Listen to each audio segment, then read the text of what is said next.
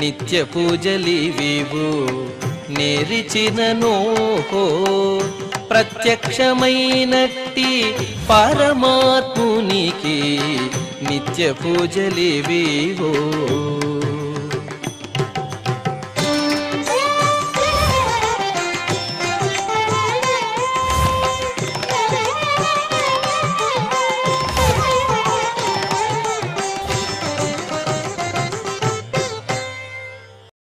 ఓం నమో వెంకటేశాయ.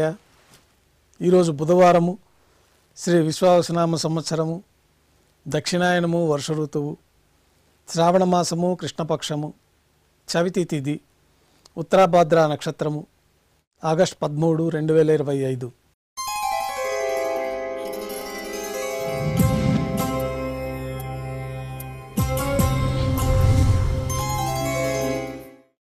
మాధ్యాహ్నిక ఆరాధనలో భాగంగా బంగారు పంచపాత్రలో శుద్ధ జలాన్ని నింపుకొని స్వామివారికి ఉపచారాలు సమర్పించి అష్టోత్తర శతనామావళితో అర్చన నిర్వహించిన తర్వాత మాధ్యాహ్నిక నైవేద్యంలో భాగంగా అన్నప్రసాదాలు, పన్యారాలు, ఘంటానాదం మధ్య నైవేద్యంగా సమర్పించి భక్తులను సర్వదర్శనానికి అనుమతిస్తారు. ఉభయ దేవేలతో శ్రీ మలయప్ప స్వామివారు మేళతాళాలతో ఊరేగింపుగా విమాన ప్రదక్షిణంగా సంపంగి ప్రాకారంలో కల్లా కళ్యాణ మండపానికి చేరుకుంటారు. కళ్యాణోత్సవం ప్రారంభమవుతుంది. పుణ్యాహవాచనము, అంకురార్పణ, రక్షాబంధనము, అగ్నిప్రతిష్ఠ, స్వామివారికి అమ్మవార్లకి కళ్యాణోత్సవం సందర్భంగా నూతన పట్టు వస్త్రాల సమర్పణ, మహాసంకల్ప పఠనం, మాంగళ్యాలకు అభిషేకము, మాంగళ్యాల ఆరాధన పూర్తయిన తర్వాత శ్రీవారి అనుజ్ఞతోటి అమ్మవార్లకు మాంగళ్యాలను సమర్పణ గావించి శ్రీవారికి కర్పూర నీరాజనం, అమ్మవార్లకి కర్పూర నీరాజనం సమర్పించిన తర్వాత విశేషమైన హోమాలతో పూర్ణాహుతి పూర్తయిన తర్వాత మాలా పరివర్తనం అనే కార్యక్రమాన్ని నిర్వహించి ఉభయ దేవేరులను శ్రీవారి చెంతకు చేర్చి ఈ సందర్భంగా అక్షతారోపణం అనే వైదిక కార్యక్రమాన్ని నిర్వహించిన తర్వాత కర్పూర నీరాజనము, నైవేద్యము, తిరిగి కర్పూర నీరాజనంతో కళ్యాణోత్సవం పూర్తవుతుంది. కళ్యాణోత్సవ భక్తుల దర్శనం అనంతరం ఉభయ దేవేలతో శ్రీ మలయప్ప స్వామివారు ఆలయం ధ్వజస్తంభం వద్ద కల అద్దాల మండపానికి చేరుకుంటారు. అద్దాల మండపంలో వేదపారాయణ నడుమ వైభవంగా ఊంజల సేవ నిర్వహించి కర్పూర నీరాజన సమర్పణతోటి ఊంజల సేవ పూర్తి అవుతుంది. ఉభయ దేవేలతో శ్రీ మలయప్ప స్వామివారు ఆలయం వెలుపల కల వైభవోత్సవ మండపానికి చేరుకుంటారు. ఆర్జిత బ్రహ్మోత్సవంలో భాగంగా గరుడు వాహనం పైన శ్రీ మలయప్ప స్వామివారు వేంచేస్తారు. కర్పూర నీరాజన సమర్పణతోటి గరుడు వాహన సేవ పూర్తి అవుతుంది. హనుమంత వాహనం పైన శ్రీ మలయప్ప స్వామివారు వేంచేస్తారు. కర్పూర నీరాజన సమర్పణతోటి హనుమంత వాహన సేవ పూర్తి అవుతుంది. పెద్ద శేష వాహనం పైన శ్రీ మలయప్ప స్వామివారు వేంచేస్తారు. కర్పూర నీరాజన సమర్పణతోటి పెద్ద శేష వాహన సేవ పూర్తి అవుతుంది.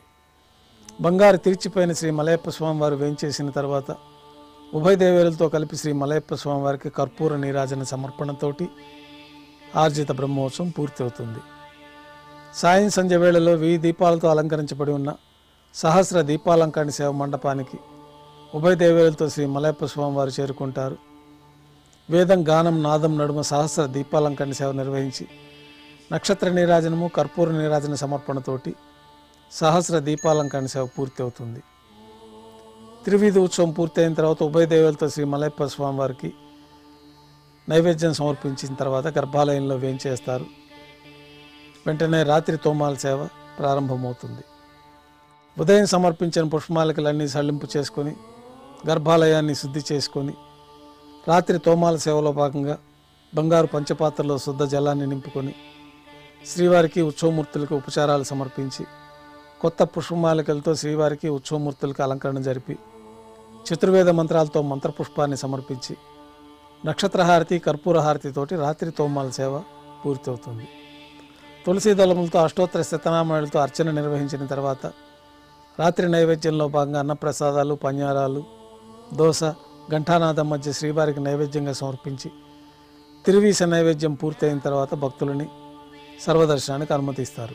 కొద్ది విరామం తర్వాత ఏకాంత సేవలో భాగంగా రాత్రి సమర్పించిన పుష్పమాలికలు సళ్లింపు చేసుకొని గర్భాలయాన్ని శుద్ధి చేసి బంగారు పంచపాత్రల్లో బ్రహ్మ తిరువారాధన కోసమై బంగారు బిందెలోని తీర్థాన్ని సమర్పించి ఏకాంత సేవలో భాగంగా కౌతుక భైరమైన శ్రీ భోగ శ్రీనివాసమూర్తి వారిని బంగారు పట్టు పాన్పు పైన వేంచేపు చేసి ఈ సందర్భంగా శ్రీ భోగ శ్రీనివాసమూర్తి వారికి దారోష్ణమైన గోక్షీరము, జీడిపప్పు, ద్రాక్ష, కలకండ కలిపిన మిశ్రమాన్ని నైవేద్యంగా సమర్పించి కర్పూర నీరాజనంతో ఏకాంత సేవ పూర్తి అవుతుంది. ఓం నమో వెంకటేశాయ.